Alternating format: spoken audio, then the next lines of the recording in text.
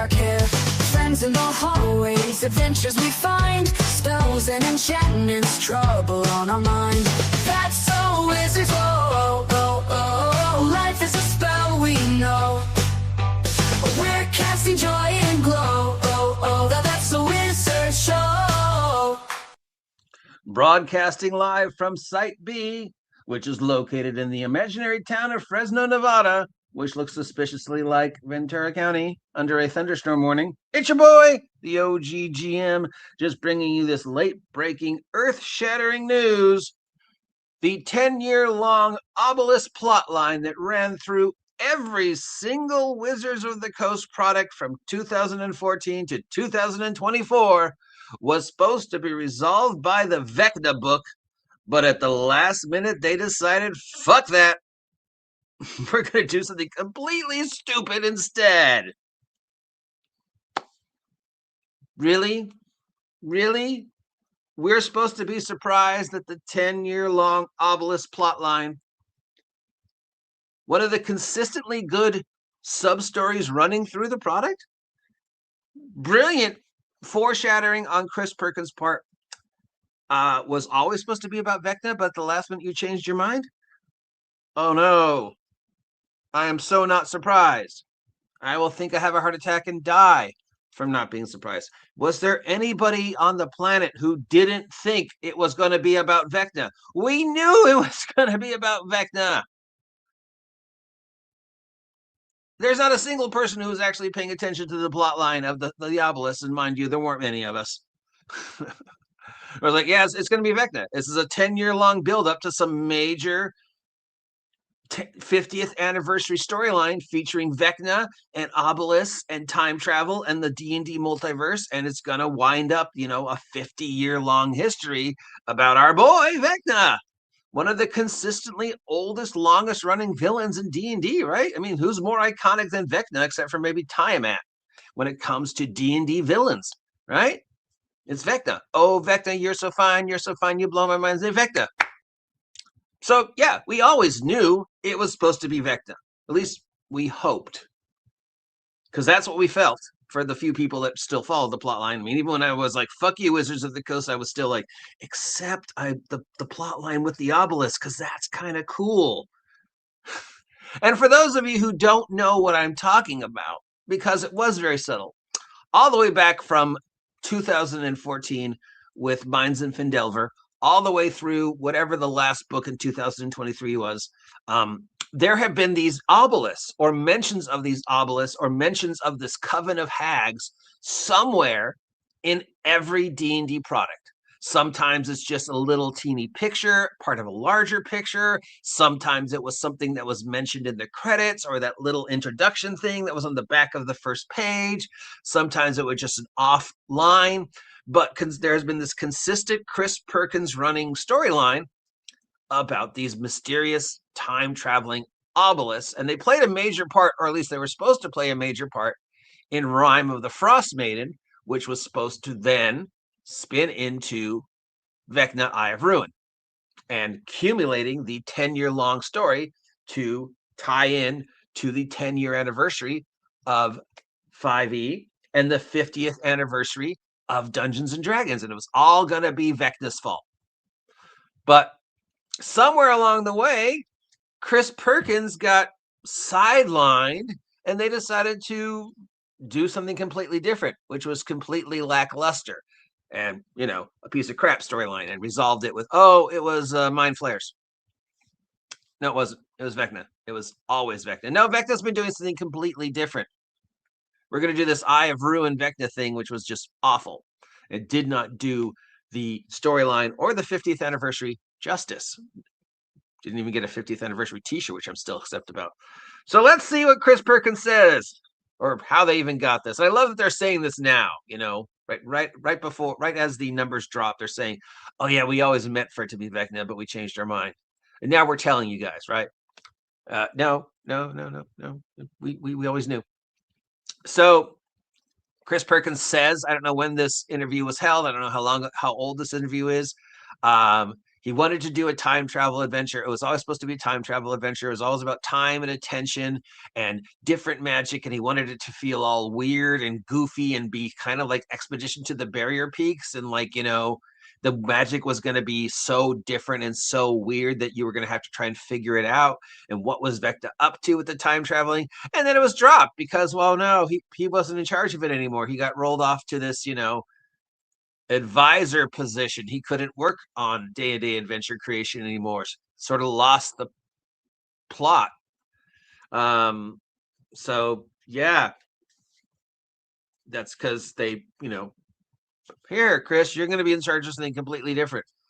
And I know working on this Obelisk plot line would probably take you no time whatsoever because you've been building it up for the past 10 years, but we're just going to drop it and do some else. We're going to do this Minds of Fendelver return to book, and we're just going to tie up the whole Obelisk plotline in there. Going to go all the way back to Fendelver, which made sense because that's where the Obelisk story sort of started, and it's going to be Mind Flayers.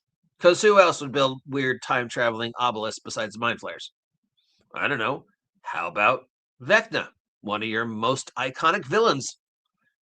How about you use this as a way to celebrate 50 years and celebrate 10 years of 5, celebrate 50 years of D&D, celebrate however long Vecna's been around and mentioned. I mean, 40 some odd years at least, right? Since he was first mentioned.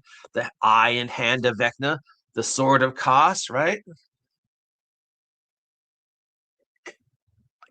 Time traveling obelisk that Vecna's going to use to rewrite the history.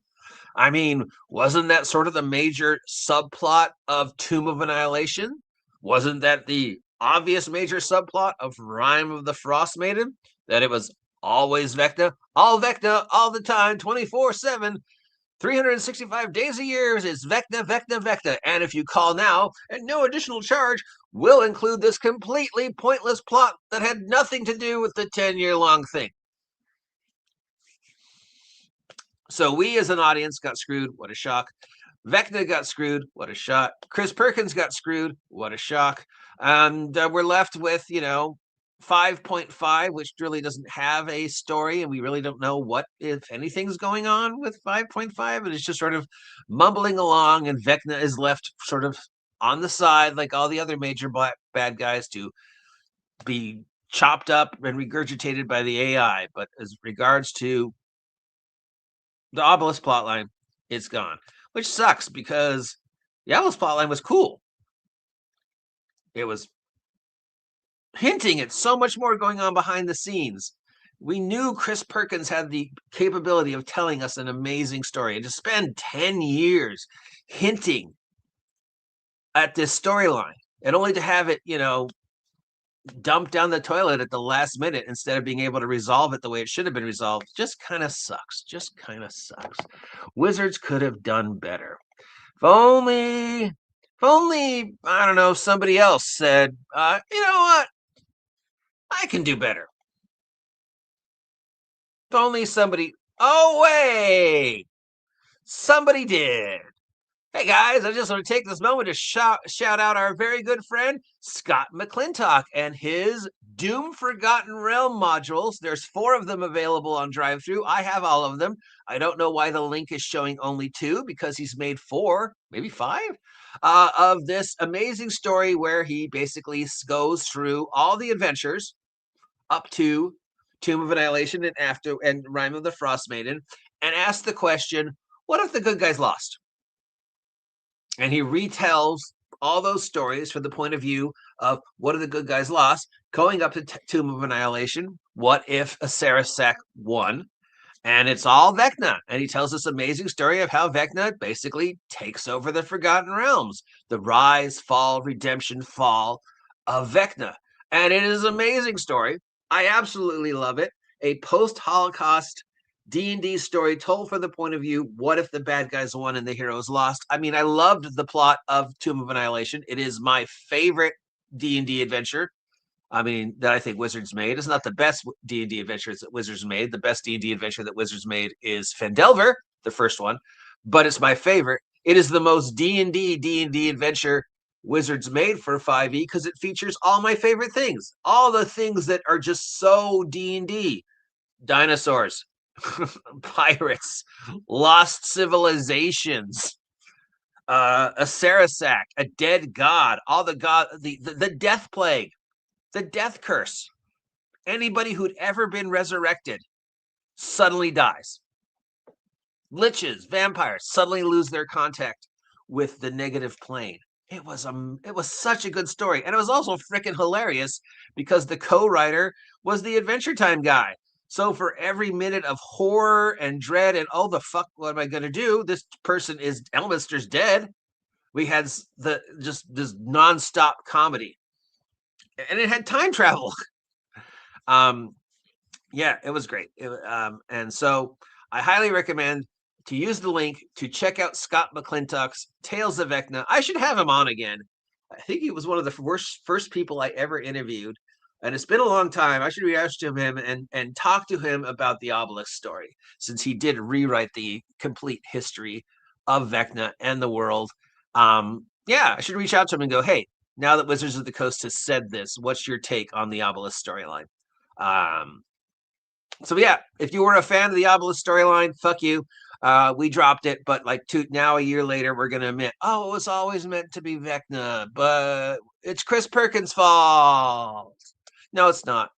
It's your fault, Wizards, for not having faith in being able to tell this story and instead just fucking over a 10-year-long storyline, fucking over Fendelver, fucking over Vecna, fucking over Chris Perkins, and fucking over your audience. You went with something completely different and stupid because, I don't know, Mackenzie Diom said so or whatever.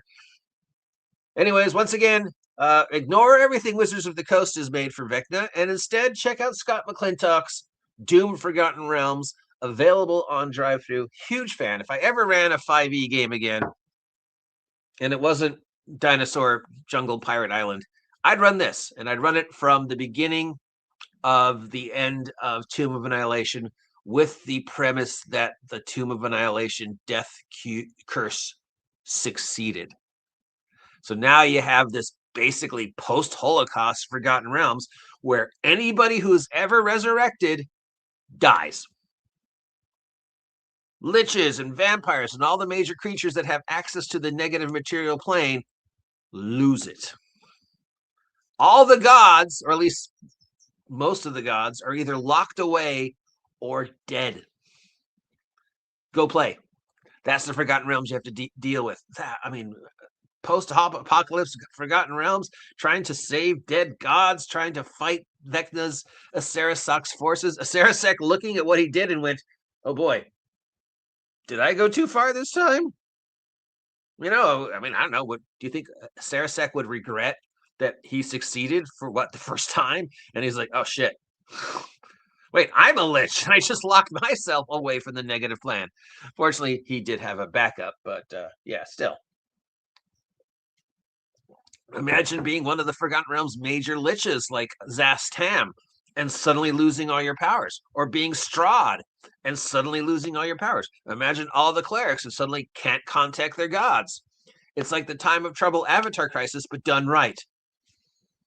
But no, they screwed it. Anyways, yeah, again, shout out to Scott McClintock. Link down below. Wow. Oh no. Wizards of the Coast screwed something over. What a shock. I'd be surprised, except... I'd be surprised, except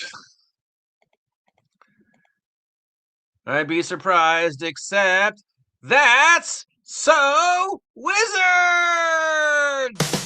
Mischief in the classroom, potions gone astray, flying through the quad, now brighter every day. Laugh till we cry hard, sneaking out at night, cloaks in the moonlight, everything feels right.